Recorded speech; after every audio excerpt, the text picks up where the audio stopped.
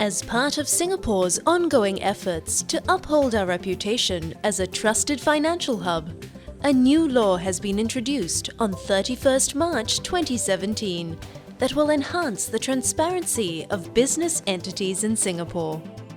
This means that all local, as well as foreign companies and Limited Liability Partnerships or LLPs registered in Singapore will be required by law to set up a register of controllers. Your register cannot be viewed by the public. However, the information in your register must be made available to public agencies such as ACRA, CAD and IRAS upon request. Those exempted from this Register of Controllers requirement include Singapore-listed companies and financial institutions. For the full list of exempted entities, please refer to www.acra.gov.sg. So who is a controller? A controller is an individual or legal entity that has a significant interest in a company or LLP, or has significant control over a company or LLP. What is significant interest? For companies with share capital, this means an individual or legal entity that has an A. Interest in more than 25% of the shares, or B. Interest in shares with more than 25% of total voting power in the company. For companies without share capital, this means an individual or legal entity that holds a right to share in more than 25% of the capital or more than 25% of the profits of the company. Now, what about significant control? This means an individual or legal entity that holds or has the A. right to appoint or remove directors who hold a majority of the voting rights at directors' meetings. B.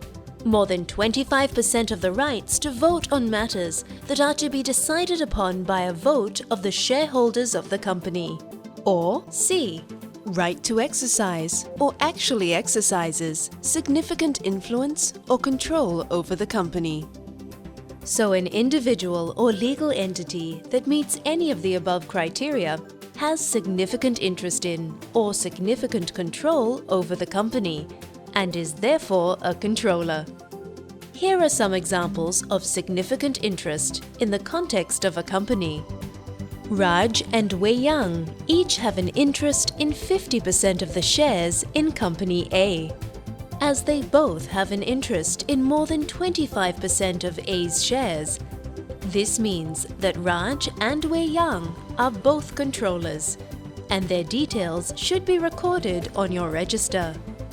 Raj has an interest in shares in Company X, and the total votes attached to those shares is 30% of the total voting power in X. As the total votes attached to Raj's shares in X is more than 25% of the total voting power in X, Raj is therefore a controller. Raj, Wei Yang and Ali each hold a right to share in 45%, 35% and 20% of Company J's profits respectively.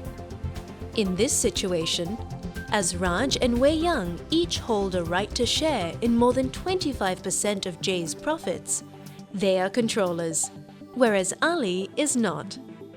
Here are some examples of significant control in the context of a company. Company D has identified all of its controllers that meet all earlier conditions, either by having the required amount of shares, voting rights, or right to share of capital or profits. However, upon checking the company's constitution, they've realized that Deborah holds the right to appoint or remove the directors of D. So Deborah is also a controller. In another scenario, Company D realized upon checking the constitution that Peter, a shareholder of the company, holds more than 25% of the rights to vote on matters that are to be decided upon by a vote of the shareholders of the company. Thus, Peter is also a controller. In the case of Company M, Ali is the retired founder of M, and despite not being a shareholder of M, he has an absolute right to adopt or amend the company's business plans.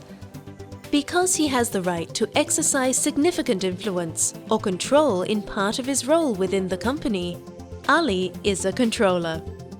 There are some differences in the definition of a controller for LLPs and foreign companies. Please refer to the ACRA website for more information. So what needs to be done in order to set up your register of controllers? Existing companies, foreign companies, and LLPs will have 60 days from the date of commencement of the new law, i.e. 31st March 2017, to keep their registers. Companies, foreign companies, and LLPs set up on or after 31st March 2017 will have 30 days from the date of incorporation or registration to keep your registers of controllers. Entities that were not required, but subsequently are required to keep registers of controllers will have a 60-day window to keep their registers of controllers. For example, a company that was listed on an approved exchange in Singapore and subsequently becomes delisted would have 60 days from the day that it is delisted to keep its register of controllers. Your registers may be kept at your registered office or at the address of your registered filing agent. Your registers can be kept in electronic or hard copy form.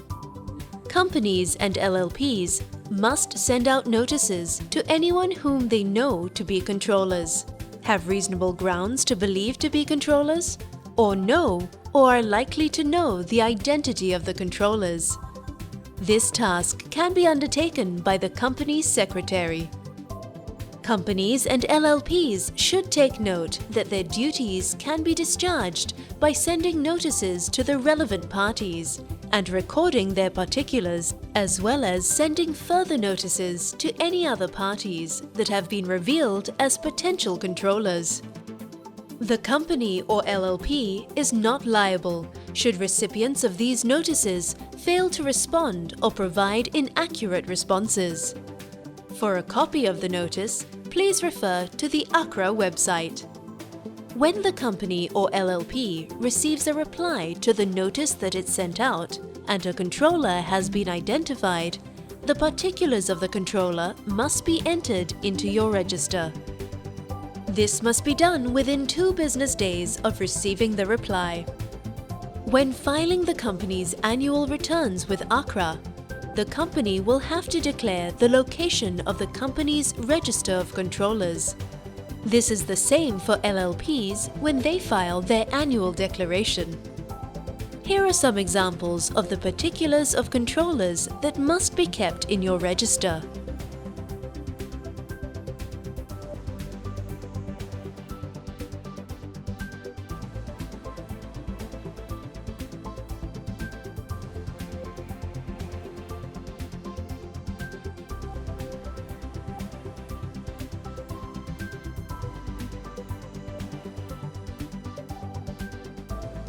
For more detailed information, including ACRA-issued guidance for companies and LLPs on how to comply with the requirements, please refer to the ACRA website.